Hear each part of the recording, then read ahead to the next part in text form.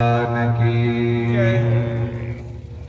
भक्त भक्ति भगवंत गुरु चतुर नाम वपु एक, इनके पद वंदन किए नासहि विघ्न अनेक। संतन मिल निर्णय कियो मति सुति पुराण इतिहास, भजबे को दोई सुघर के हरिदास। श्री अग्रदेव आज्ञा दई हरि भक्तन यश गावत, भव सागर के तरन को नाहिन और उपाव। बार बार वंदन करूं नाभा आभाएन, काढ़्यो गाभा वेद को श्री भक्तमाल रस देन। हरिजु आय विराजिए कथा होत इतिहास, तुम सोता भक्तमाल के तव पद रज मम आस। तुम पाछे जो और हूँ श्रोता हैं रस खान, तिनके सकल मनोरथ पूरबहु श्री भगवान। श्री भक्तमाल महाराज की जय। श्री प्रिया प्रियतम की गुरु आचार्यों की महती कृपा करुणा से आप हम सभी श्री ब्रजधाम 84 कोश पद यात्रा के आज चौथे पड़ाव पर पहुंचे हैं।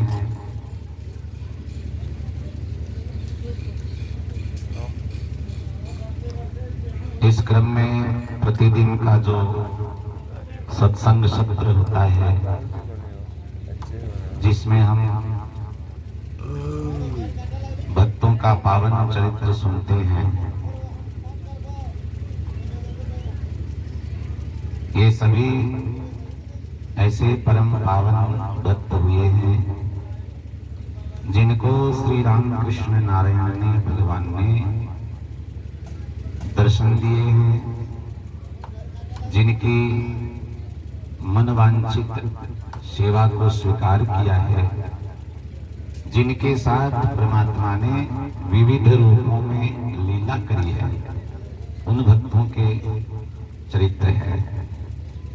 ऐसे संत चरित्र हम सबको प्रेरणा प्रदान करते हैं और इन संतों के चरित्र श्रवण से ही हमारे हृदय में उस परमात्मा की भक्ति का बीज उगता है, इन्हीं की कृपा से विकसित होता है, बढ़ता है, पुष्पित पल्लवित होता है। क्योंकि परमात्मा की भक्ति ऐसा विषय है जो स्वयं के पुरुषार्थ से कभी प्राप्त नहीं होता है। इसमें तो संत ही कृपा करते हैं, गुरु महाराज ही कृपा करते हैं, तब परमात्मा की भक्ति प्राप्त होती है। निज बुद्धि बलते हरि भगति, मिली न कबहु देखिए। निज बुद्धि बलते हरि भक्ति, मिली न कबहु देखिए। किसी को भी अपने स्वयं के पुरुषार्थ से भगवान की अनन्य भक्ति प्राप्त हुई हो, ऐसा संभव नहीं। और यदि मिल भी जाए तो मिली भक्ति तब थिल रहे जब हरिजन रंग रांचिए। वह मिली हुई भक्ति भी स्थिर नहीं रहेगी अगर संतों की कृपा नहीं है, संतों की शरण में हम नहीं जाते तो स्थिर नहीं रहेगी। तो कब रहेगी मिली भक्ति? तब थिल रहे कब? जब हरिजन रंग रांचिए, संतों के रंग में हम अपने को रंगने का प्रयास करें तब। तो बोले संतों के रंग में रंगने का क्या उपाय, कैसे रंग पाएंगे? मिली भक्ति तब थिर रहे जब हरिजन रंग रांची, याते सुन के प्रेम सो भक्त माल नित बाँची। भक्तमाल के माध्यम से संत कृपा प्राप्त हो जाएगा। ये अकाट्य प्रमाण है, क्योंकि संतन मिल निर्णय की, सबने मिलकर के परीक्षा करी है, सारांश निकाला है। तो सारांश निकला कि के हरिदास। ऐसे शब्दों की श्रृंखला में आज पुनः हम तीसरे दिन लगातार, पहले दिन हमने श्री राणा भाई जी का चरित्र सुना था, महिला संत। कल हमने ताज बेगम का चरित्र सुना था, महिला भक्त। और इस क्रम में आज हम राजस्थान की ही महिला संत भक्तिमती फूलीबाई का चरित्र सुनते हैं। फूलीबाई जी का जन्म भी राजस्थान में मांझवास गांव में जाट कुल में हुआ था। जाट वंश में जन्मी फूलीबाई, और ये उस समय की बात है जब राजस्थान के जोधपुर प्रांत में, उस समय तो प्रांत मतलब अलग अलग रियासत थी, तो जोधपुर महाराजा जसवंत सिंह के समय की बात है। अपने समय के वो शक्तिशाली राजा माने गए हैं। अब जसवंत सिंह अच्छे स्वयं भी कवि थे, साहित्यकार थे और सत्संगी भी थे। उनके शासन काल में ही फूलीबाई की भक्ति खूब फली फूली। जाट किसान की कन्या थी और एक मारवाड़ के छोटे से गांव में जन्मी। फिर बाल्यकाल में ही, बचपन में उनको अपने नाना के घर में रहना पड़ा था। तो अधिकांश समय नाना के घर में रहते हुए भी बाल्यकाल से ही वो खेतों में बिताती थी। तो खेत में उसको एकांत मिल जाता था। संसार की, जगत की चकाचौंध उसको छू नहीं पाती थी। तो बालपने से ही मारवाड़ की भक्ति मंदाकिनी में उसने अवगाहन किया था, स्नान किया था। खूब मीरा की वाणी को गुनगुनाती थी। मीराबाई इनसे पहले हो चुके हैं, उनकी वाणी तो प्रसिद्ध ही है। फूलीबाई मीराबाई जी की वाणी गाती थी। तो मीराबाई जी की वाणी में ही आता है एक प्रसिद्ध पद है, और पद तो प्रसिद्ध पूरा नहीं होगा, लेकिन ये एक दो लाइन सबके मुंह पर है कि मेरे तो गिरधर गोपाल दूसरो न कोई, जाके सिर मोर मुकुट मेरो पति सोई। यह तो सब जानते हैं। तो ये बात फूलीबाई भी सुनती थी कि देखो मीराबाई क्या कह रही है। उस जमाने में जब 6-7 साल की मीराबाई थी, तो मीराबाई जी के दादा राव दूदा जी भजन करते थे, और ये पास में बैठ करके उनकी भजन की क्रिया को देखती थी। तो एक दिन अचानक से ढोल नगाड़ा बजने लगा। मीराबाई जी ने दादा से पूछा कि ये बाहर क्या तमाशा हो रहा है। तो कहते हैं गोद में छोटी कन्या थी, गोद में उठा के मीराबाई को दीवार के ऊपर से दिखाया, तो एक बारात जा रही थी। मीराबाई जी ने पूछा कि ये कौन है जो घोड़े पर बैठा है। बोले इसको दुल्हा कहते हैं। और इतने सब लोग साथ में, बोले ये सब बाराती हैं। क्या करने जा रहे हैं? ये दूल्हा विवाह करने जा रहा है, ये लड़की ब्याह करके लाएगा। बोले तो सबको ही ऐसा करना होता है? बोले हाँ। तो मेरे साथ भी ऐसा होगा? बिल्कुल होगा। तू तो राजघराने की कन्या है, इसलिए बड़े अच्छे कुलीन घराने में तुम्हारा संबंध हम करेंगे, और अच्छे ठाट बाट वाले राजकुमार से तुम्हारा ब्याह होगा।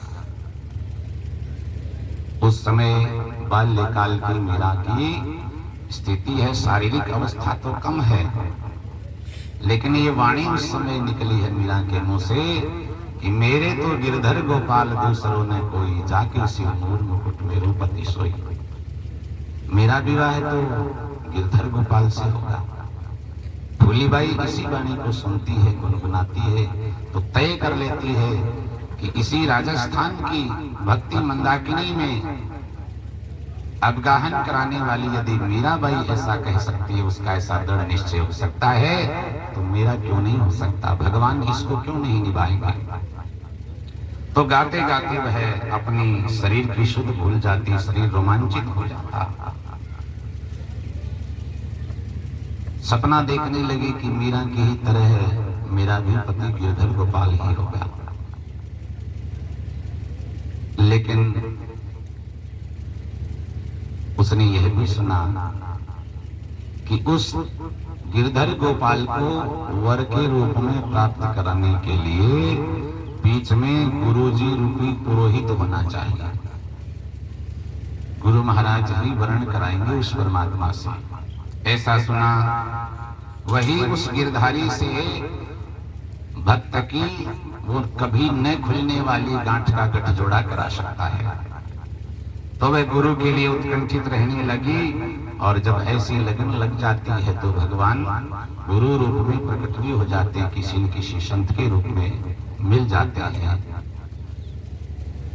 एक दिन ऐसी मनोकामना लेकर के कि मेरा भी कोई गुरु होता तो मुझे उस गिरधर गोपाल से विवाह करा देता, ऐसा सोचते हुए खेत में जा रही थी नाना के लिए भोजन लेकर के, और रास्ते में ही भडाना गांव के प्रसिद्ध संत श्री ज्ञानी बाबा ज्ञानी जी महाराज, उनका स्वरूप फूलीबाई के सामने आ गया।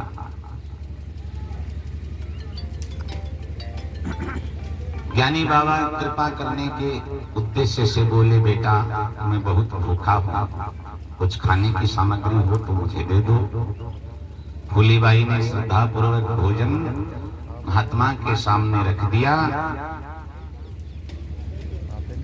ज्ञानी जी ने भोजन करने के बाद उसके सिर पर हाथ फेरा और कहा, बेटा मैं तुझे राम नाम का मंत्र देता हूँ, इस मंत्र को सिरोधार्य करो, बिना किसी लाज लपेट संकोच के इस मंत्र का तुम पालन करो, उस परमात्मा की कृपा इस नाम महाराज के द्वारा प्राप्त हो जाएगी।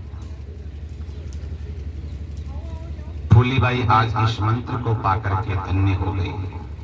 जो हृदय जिस वस्तु को खोज रहा था वह उसको सहज में सामने ही मिल गया। ज्ञानी जी महाराज को गुरु मान लिया, उनकी बताई विधि के अनुसार राम नाम का जप करने लगी और उसके आध्यात्मिक जीवन में दिनों दिन उन्नति होने लगी। अब फूलीबाई ये तो छोटी अवस्था की बात है, अब थोड़ी बड़ी हो गई, विवाह के लायक हो गई, तो उसके नाना जी वर की खोज करने लगे। लेकिन कोई कुछ भी करे, फूलीबाई को तो अपना राम नाम जपना है। तो वह नाना जी से निसंकोच कह देती कि नाना जी मैं विवाह नहीं करूंगी। अब नाना ने पहले तो ये समझा कि छोटेपन में लड़के लड़कियां ऐसे ही मना करते रहते हैं कि हम विवाह नहीं करेंगे, तो कभी कभी वे चिंतित भी हो जाते हैं कि वास्तव में ये जैसा कह रही है वैसी लग भी रही है, इसके हाव भाव इसकी रीति नीति देखकर लग रहा है कि वास्तव में इसका मन विषयों से हट रहा है। तो उन्होंने सोचा कि यदि विवाह में देरी करी तो शायद इसका भजन का आवेश बढ़ जाएगा और ये घर से निकल जाएगा। विवाह नहीं करेगी तो हम समाज में क्या मुंह दिखाने लायक रहेंगे, हमारी बेटी सन्यासिनी हो जाएगी, हमको ठीक नहीं लगता है। तो उन्होंने चुपचाप उसकी सगाई कर दी। विवाह का समय निश्चित हुआ, बारात भी आ गई, और फूली ये सुनकर के जैसे हरिणों के झुंड में अचानक से उनका शिकार करने वाला कोई जंगली जानवर आ जाए तो उनके प्राण छटपटाने लगते हैं कि अब ये न भागते छोड़ेगा न चिल्लाते छोड़ेगा, कुछ भी प्रयास बन नहीं सकता, अब तो परमात्मा ही बचाएगा। ऐसे ही भयभीत और चकित हो गई, लेकिन मन ही मन कहती है कि मेरा संकल्प हिमालय की तरह दृढ़ है, हिमालय हिले तो मैं हिलूं अपने वचन से। उसने कह दिया चाहे जो हो जाए, लेकिन मैं विवाह नहीं करूंगी।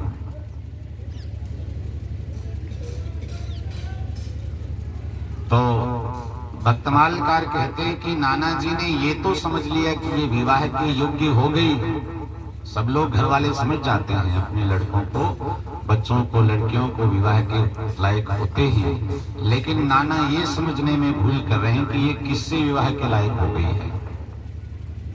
संसार के किसी पर पुरुष से संबंध करने लायक नहीं हुई, क्योंकि वो तो उसके शरीरावस्था को देख करके ये तय कर रहे हैं कि इसका विवाह करना चाहिए, लेकिन इसकी आंतरिक भावना, आध्यात्मिक स्थिति कहां तक पहुंची हुई है ये नाना जी नहीं जान पा रहे।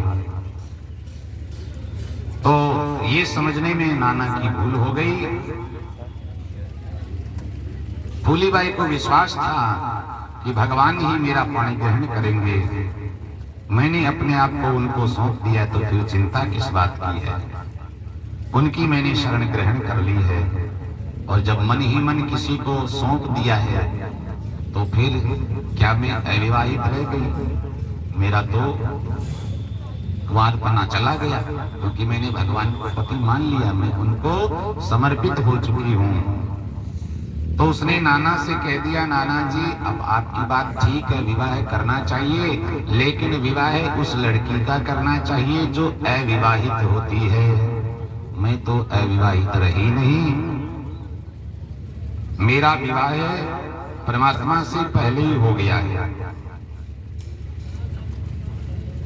फूली कहे कुंवारी परणे, मैं तो पार ब्रह्म पति शरणे। नाना जी, कुंवारी लड़की परणाई जाती है, मैं तो पार ब्रह्म पति शरणे में उस पर ब्रह्म परमात्मा की शरण हो गई। मेरा क्या विवाह करोगे? बहुत समझाया नाना जी ने। कहने लगे कि मैंने तेरे लिए जो वर ढूंढा है वो साधारण नहीं है। सामने वाले घर की, सामने वाले लड़के की बड़ाई करने लगे, पर फूलीबाई जी ने कह दिया कि नहीं, जिस वर की आप प्रशंसा कर रहे हैं वह तो मुर्दे के समान है, आज नहीं तो कल मरेगा। मैंने ऐसे पुरुष को पति रूप में चुना है जिसके गुणों का वर्णन आप और हम नहीं, वेद आदि भी नहीं कर सकते। आप दो चार गुण उस लड़के के गा रहे हो। मेरा पति परब्रह्म परमात्मा है, उसके गुणों का वर्णन तो गाते गाते वेद भी थक गए हैं। जिसका न जन्म होता है न मरण होता है वो मेरा पति है। फूली को परमेश्वर ऐसो, वेद पुराण न जाने कैसो। वो भी उसका पूरा स्वरूप जान नहीं पाते हैं। वर्णन किया है वेदों ने, लेकिन अंत में नेति नेति भी कहा है, न इति, यह भी पूर्ण नहीं है, और भी बचा हुआ है। जन्म मरण में नाही न प्यारो, सो है फूली को भरतारो। वो जन्म मरण से अलग है और वो मेरा भरतार है। नाना जी को झुकना पड़ा। बारात आई हुई बारात लौट गई। इस दृढ़ संकल्प से, समर्पण से और भगवान के प्रति प्रेम से पूरा घर झुक गया। सच्चे पति के रूप में भगवान ने कृपा करी, पति रूप में पाकर के वो धन्य हुई। अब फूलीबाई का काम भगवान का चिंतन, मनन, स्मरण, उनका कीर्तन, इसके अलावा कुछ भी नहीं है। प्रभु प्रेम में पड़ी हुई मांझवास गांव की वह जाट परिवार की अशिक्षित महिला, जो बिल्कुल पढ़ी लिखी नहीं, उसकी कीर्ति चारों तरफ फैलने लगी। दूर दूर से संत भक्त उनके दर्शन के लिए आने लगे। जो भी भक्त संत आते उनका बहुत आदर से, सत्कार से उनकी यजमानी करती है और उनके साथ सत्संग करती है। तो एक बार उसके सत्संग से प्रभावित होकर के संतों की एक टोली घूमते घूमते आ पहुंची। उस समय जोधपुर के जो महाराजा थे वो तो सेना के सहित कहीं गए हुए थे। हालांकि महाराज सत्संग प्रेमी थे। बीच में संतों की जमात मिली महाराजा को, मिलकर के वे उनसे प्रसन्न हुए। उन संतों ने महाराज से पूछा जोधपुर दरबार से कि महाराज आपके इलाके में, आपके राज्य में कोई फूली नाम की महिला संत है? हमने उसकी बड़ी प्रशंसा सुनी है, हम उनके दर्शन के लिए जा रहे हैं। तो कहते हैं कि उनके मन में भी दर्शन करने की लालसा जगी। महाराजा ने सोचा कि मेरे राज्य में रहने वाली महिला भक्त है, मैं कभी गया नहीं और इतनी दूर से संत आ गए, मेरे को पता पूछ रहे हैं, लेकिन अभी तो सेना मेरे साथ है, मुझे जाना है। वापस जब आऊंगा तो अवश्य ही मैं फूलीबाई के दर्शन करूंगा। वापस जोधपुर महाराजा अपना काम करके वापस आ रहे थे तो सेना को तो भेज दिया और आप चले आए मांझवास गांव में फूलीबाई से मिलने के लिए। फूलीबाई उस समय घर के बाहर जिसमें गाय भैंस रखी जाती है उस बाड़े में उपले थाप रही थी, गोबर के कंडे बना रही थी। महाराजा उसके निकट जाकर के खड़े हो गए। उसने महाराजा की ओर एक बार हल्की सी नजर से देखा, फिर अपने काम में लग गई। महाराजा के स्वाभिमान को थोड़ा धक्का लगा कि मैं जोधपुर का राजा हूं, ये मेरी प्रजा है, एक जाट किसान की बेटी है, इसको इतना भी शिष्टाचार नहीं कि बड़े आदमी का स्वागत सत्कार कैसे किया जाए। आज तक किसी ने मेरी ऐसी अवहेलना नहीं की थी। एक बार महाराजा ने सोचा कि बेचारी बच्ची, इसको पता क्या होगा कि मैं राजा हूं, ये तो मेरे से कभी पहले मिली हुई थोड़ी है, तो शायद पहचाना नहीं होगा, ऐसा भी उस राजा ने सोचा। लेकिन फिर दोबारा सोचता है, ये मन के विचार इसी प्रकार उथल पुथल मचाते हैं। अगले ही क्षण सोचता है कि मेरा साज श्रृंगार, मेरा वेश स्वरूप क्या परिचय नहीं देता है कि मैं कौन हूं? लग जाना चाहिए कि मैं राजा हूं, ऐसा मेरा श्रृंगार है, ऐसा मेरा स्वरूप है। रेशमी वस्त्र है, रत्न जड़ित कलंगी मेरे पगड़ी में लगी हुई है। लेकिन महाराज फूलीबाई भी तो विवश है, आखिर कितना कहां तक सत्कार कर सकती है। हालांकि वह उपले थाप रही थी, लेकिन उसके मानस पटल पर, मन पर जोधपुर जैसे राजा नहीं, राजाओं के भी राजा, राजाधिराज परमात्मा उसके हृदय में विराजमान थे। वह तो उनके ध्यान में लगी थी, अब उनके आगे तो सभी राजा तुच्छ हैं। महाराजा जसवंत सिंह का रूप कहां लगता है उस परमात्मा के सामने? अगर परमात्मा को देखें तो वैसा आकर्षण तो बिल्कुल भी नहीं इस राजा में।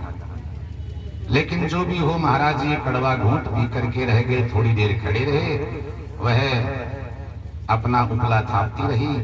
अब गोबर का एक अचानक से छींटा महाराजा के वस्त्रों पर गिर गया।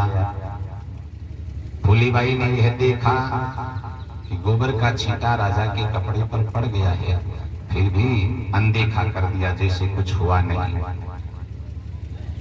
3 गुण होते हैं। राजा का रजोगुण उस समय ऊपर आ गया, जो दबा पड़ा था।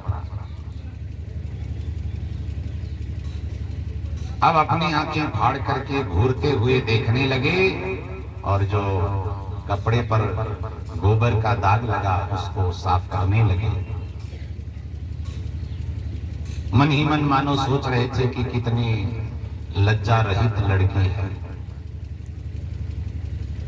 स्वागत सत्कार तो दूर रहा, कपड़े भी गंदे कर दिए। मैं तो महाराजा होकर के और समाज करने के लिए आया था, सत्संग करने के लिए आया था, लेकिन इसने तो नजर तक ठीक से नहीं मिलाई है, उल्टा गोबर का छांटा मार करके कपड़ा बिगाड़ दिया है। फूलीबाई का हृदय समझ गया। अब जैसे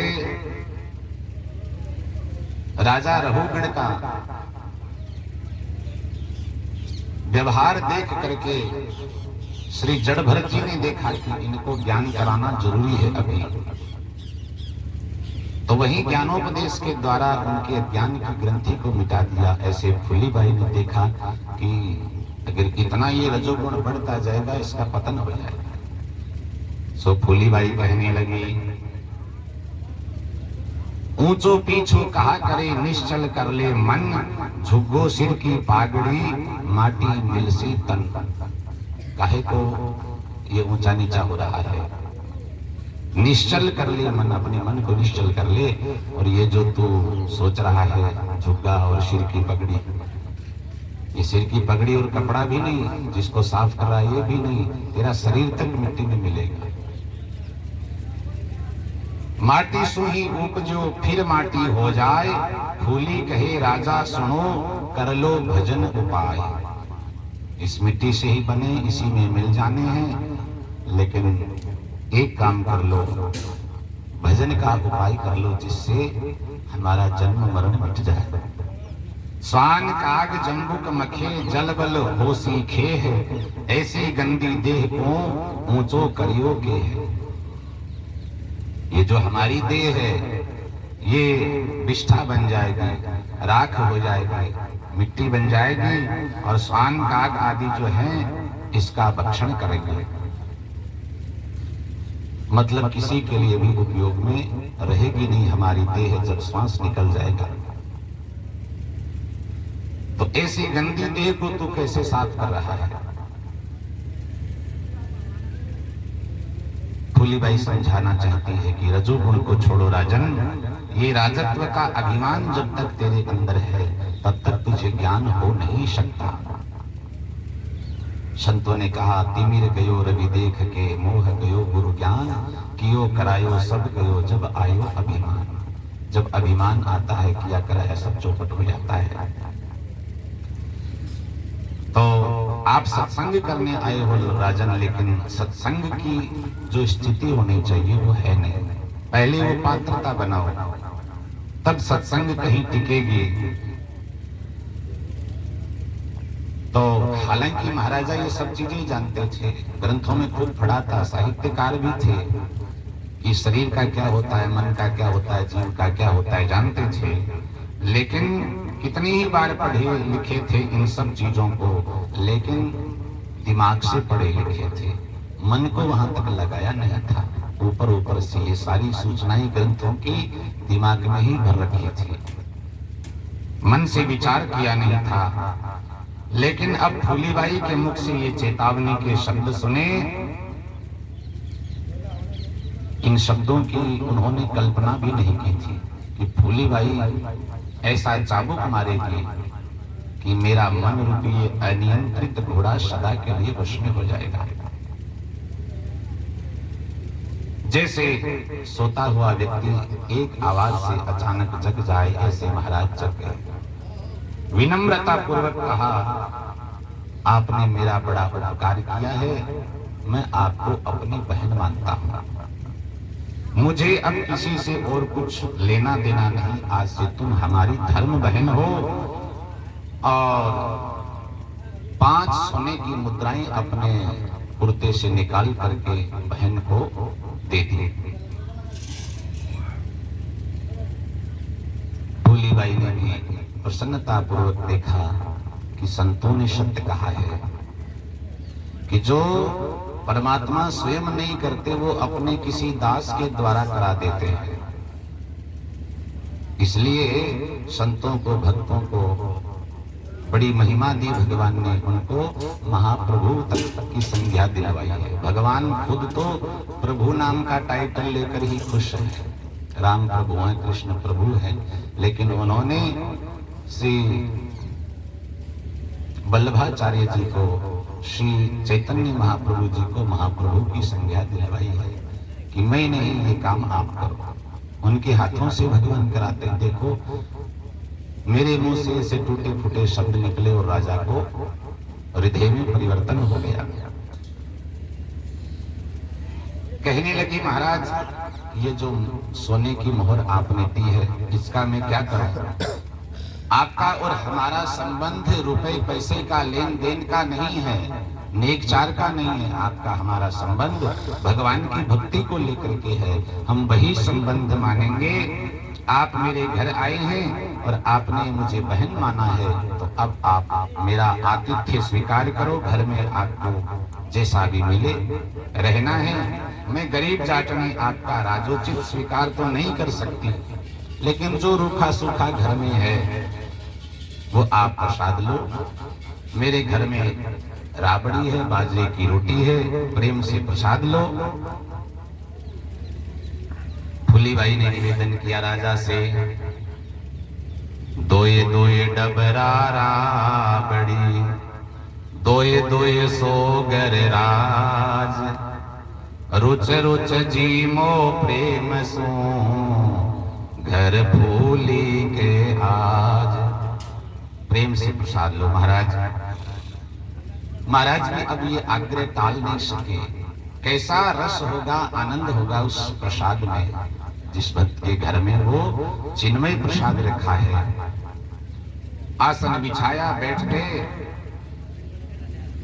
फूलीबाई ने कहा कि महाराज आप तो राजा हो, राजा कभी अकेला नहीं चलता है। आप कोई 10, 20, 50 नौकर मंत्री या सैनिक जो भी बाहर छोड़ के आए हो उनको भी बुला लो,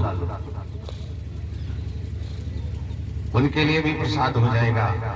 तो महाराज आंख फिर फाड़ करके देखने लगे, विचार करने लगे। फूलीबाई समझ गई, कहने लगी महाराज चिंता मत करो, सबके लिए प्रसाद होगा। मेरे पास तो कुछ नहीं है, लेकिन उस परमात्मा के भंडार में कुछ कमी भी नहीं है। पूरने वाला वही है, आप सबको बुला लो। फूलीबाई को दृढ़ विश्वास था। विश्वास के बल पर कहा, क्योंकि जो भी राबड़ी थी चाहे रोटी थी उसने भगवान को अर्पण करके वो महाप्रसाद हो गया था। जैसा आचार्य चरण के जीवन में आता है, नागे 10,000 मिलके प्रभु ही जाचे आए के, लियो तीन हित दोय मन प्रसाद मोल मगाए के, मानसी धर भोग जिमाए साधु सकल अघाई। सारे साधु तृप्त हो गए। जब सुखदेव जी महाराज का मानसिक स्मरण करके भोग निवेदित किया तो 2 मन तो 80 किलो होता है, और प्रसाद लेने वाले 10,000 आए थे।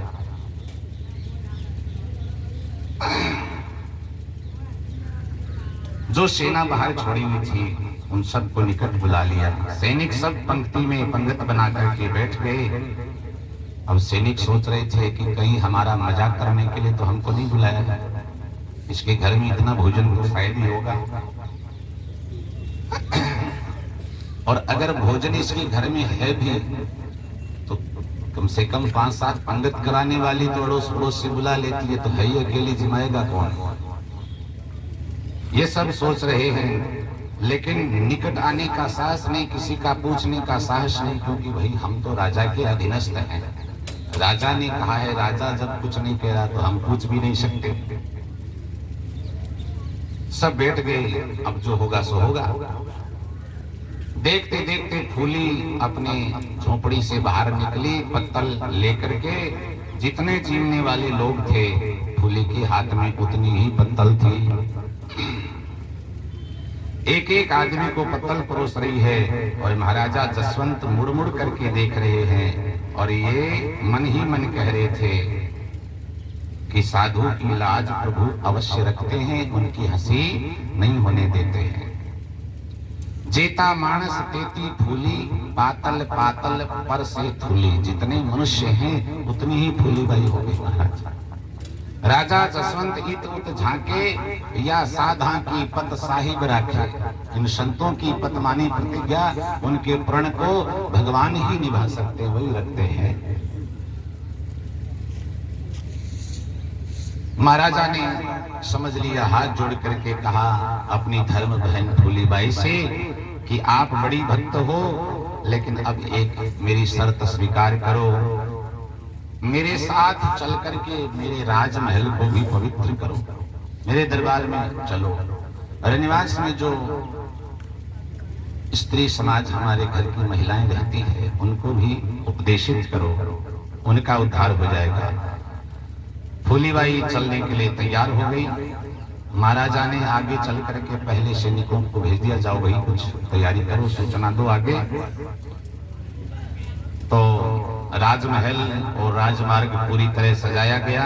रानियां सज धज करके तैयार हो गई, क्योंकि महाराजा की धर्म बहन है तो कितने बड़े घराने की होगी, कितनी सुंदर होगी, कितना ठाट बाट होगा, उस हिसाब से तैयारी कर रही हैं। और आपस में कह रही हैं कि आज तक सुना तो नहीं था कि उनके धर्म बहन है,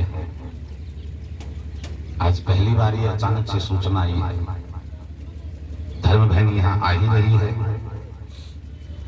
तो सबको उत्कंठा भी थी कि कैसी है धर्म बहन, देखेंगे।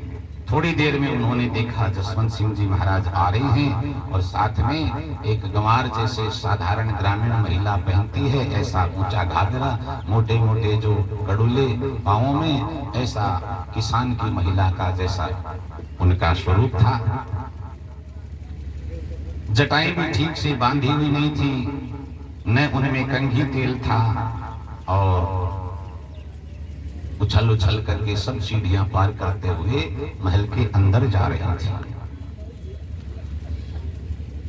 महाराजा तो फूलीबाई को भीतर प्रवेश करा करके ड्योढ़ी में बाहर चले गए। भाई अब स्त्रियों का समाज है, वहां सत्संग होगा, तो बाहर चले गए और रानियां आश्चर्य से उनकी ओर देख रही है।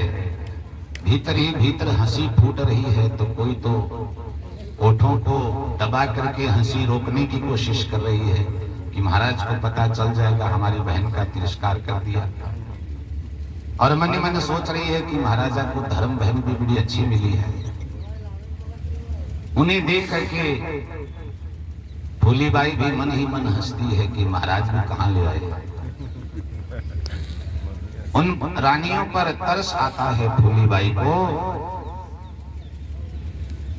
उसका तो एक ही काम था कि जन जन को संसार की असारता समझा करके कि भैया संसार में सारवान कुछ नहीं है, विषयों से मुख मोड़ना उसका काम था, भगवान की ओर लगाना उस फूलीबाई का काम था। अब फूलीबाई ने वही काम शुरू कर दिया, चाहे कोई हंसे, चाहे कोई स्वागत करे, निंदा करे। फूलीबाई कहती है कि डगमग डगमग थे काई जो माने देख, हमारी तरफ आंखें फाड़ फाड़ के क्या देख रही। डगमग डगमग थे कहीं जो वो जन्म अमोलक थे क्यों खोवो, इस अमूल्य शरीर को क्यों नष्ट कर रही हो, कीमती समय को खो रही हो। फूलीबाई ने समझ लिया कि मेरे सिर पर कोई गहना आभूषण नहीं है और ये सब सज धज करके तैयार होकर के बैठी है, हमारे मैले कुचले शरीर की हंसी उड़ा रही है, अपने आप को बड़ा धन्य मान रही है। तब उनको उपदेशित करके कहा, गहनो गांठो तन की शोभा काया का चौभांडो, फूली कहे राम भजो नित और उपाधि छाड़ो, बाकी की सब उपाधि छोड़ दो कि शरीर सुंदर बनाना है, गहना आभूषण पहनना है, शरीर की शोभा मत बढ़ाओ। ये गहनों गांठों तो तन की शोभा है और काया है ये काचा भांडा है, टूट जाएगा एक दिन। फूली था नहीं कहे राम भजो, इस भगवान को परमात्मा को राम भजो थे रानियां कयो हमारो मान, भजन बिना भव में सभी सूकर स्वान समान। सुअर और कुत्ता के समान हैं वे सभी प्राणी संसार में जो भजन नहीं करते हैं। चेतन भांडो फूट सी कहा कीजिए श्रृंगार, इन तृष्णा रे कारण फेरा फेर अपार, फेरा फेर मानी जन्म मरण, अपार कई बार जन्म मरण होगा इस तृष्णा के कारण से। क्या इंद्र क्या राजवी क्या सूकर क्या स्वान, फूली तीनों लोक में कामी एक समान। कामना वाले तो सब एक जैसे ही हैं। इंद्र की अपनी कामना है, कुत्ते गधे की अपनी कामना है, उनको कुछ अपना चाहिए, राजा इंद्र आदि देवताओं को अपना कुछ चाहिए, लेकिन कामना तो है ना, तो कामी एक समान, सबकी एक बराबरी कर दी। राम शब्द सांचो सदा और शब्द सब कूड़, सभी शब्द मिथ्या है, झूठ है। फूली कहे इन शब्द बिना पड़सी सिर में धूल। राम के बिना सिर में धूल ही गिरेगी महाराज। ऐसा समझाया महाराज। फूलीबाई ने कहा कि कुछ समझ में आया हो तो अब राम नाम का कीर्तन करो। उनके मुख से राम का नाम निकला नहीं, क्योंकि कुछ आज तक का अभ्यास ही नहीं है। कईयों के हृदय उल्टे होते, नहीं निकलता। तो उन्होंने देखा कि मैं कहाँ आकर के फंस गई, यहाँ अपना समय बर्बाद हो रहा है। जो 2-4 माला करते यहाँ के लोगों में आ गए, तो हमें चल जाना चाहिए, इसी जगह से हट जाना चाहिए। राम न बोले रानियां फूली की ओ विचार की, ये तो नहीं बोलने वाली है। राम न बोले रानियां फूली की ओ विचार, उलट चलो घर आपने जाने न सार असार। ये सार असार कुछ भी नहीं जानती है। अरे निवास की राजा की महिला होगी तो क्या है, चलो हमें अपनी कुटिया में जाके भजन करना चाहिए। दासी ने जाकर के खबर दी राजा को कि वो तो जा रही है, आपकी बहन जो आई थी। भागे आए, हाथ जोड़ के कहने लगे कि इंद्रानियों को कुछ बताया आपने, उपदेशित किया। राजा समझ गए थे कि इन रानियों के रंग नहीं लगेगा जल्दी से। जिस प्रकार किसी विषयी व्यक्ति को, रोगी व्यक्ति को अच्छा खाद्य अच्छा नहीं लगता है, उसी प्रकार विषयी को भगवान का नाम अच्छा नहीं लगता है। लेकिन ये जो राम नाम है, ये विषय रूपी रोग की अचूक औषधि है। धीरे धीरे उस नाम के लेते रहने से ये भव रोग दूर हो ही जाता है, मिट ही जाता है, क्योंकि नाम का प्रभाव है ही ऐसा। ग्रंथों में वर्णन आया है। देखो ये कृष्ण नाम का 2 वर्णों का जो शब्द है, न जाने कितना अमृत लेकर के ये शब्द आया है। नंद बाबा ने भी कहा था गर्गाचार्य जी से कि नाम निकालो मेरे दोनों बच्चों का, तो बलराम जी का तो नाम फटाक से बता दिया कि रमयन सुहृदो गुणे आख्यास्ते राम इति बलाधिक्यात बलम विदुः। ये सब के हृदय में रमण करेगा इसलिए राम है, बल अधिक होगा इसलिए बलराम।